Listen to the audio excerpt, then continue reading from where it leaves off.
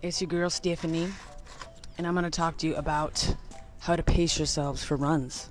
For longer runs, I like to do 3 miles on the track. And the reason why I do it on the track is because it's easy to keep your pace, easy to keep your time. Track's based on meters, so 1,600 meters is a mile, that's 4 times around the track. 1 time around the track is 400 meters, which is a quarter of a mile.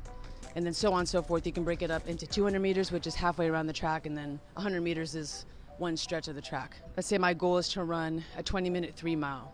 First thing I'm going to do is figure out what the pace is for 1 mile.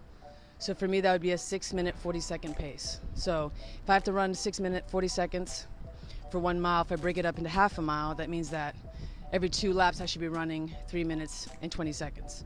Then I can break it down even more, so 1 lap would be 1 minute, 40 seconds. And I'm a little bit crazy, I break it all the way down to half a lap, so 200 meters should be 50-second splits. So it's called a split. Every time you hit half a lap or 2 laps, 3 laps, those are called splits. And again, those are important because if you go too fast on a split, then your second split will probably be slower.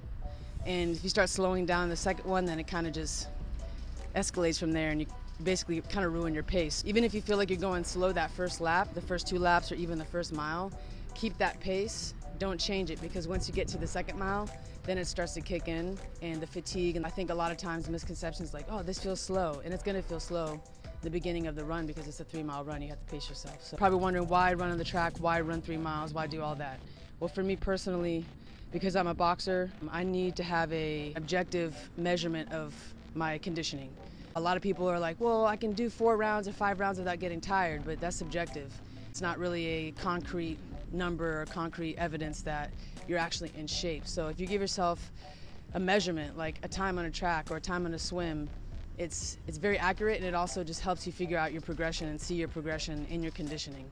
The numbers don't lie. I'm not tired. If you say that in a round, you can kind of fudge that, and you can tell yourself that, but in a fight, it might change. An undeniable way of knowing if you're in shape is by hitting times in runs.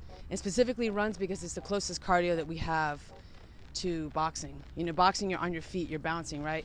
You're not doing that while you're biking, you're not doing that while you're swimming. It's really good for you. You know, you can mix it in with your runs and everything, but I think running is the most important, in my opinion, and a lot of the old school people's opinions. Do your runs, and on the next one, I'll talk to you about intervals, because those are great too.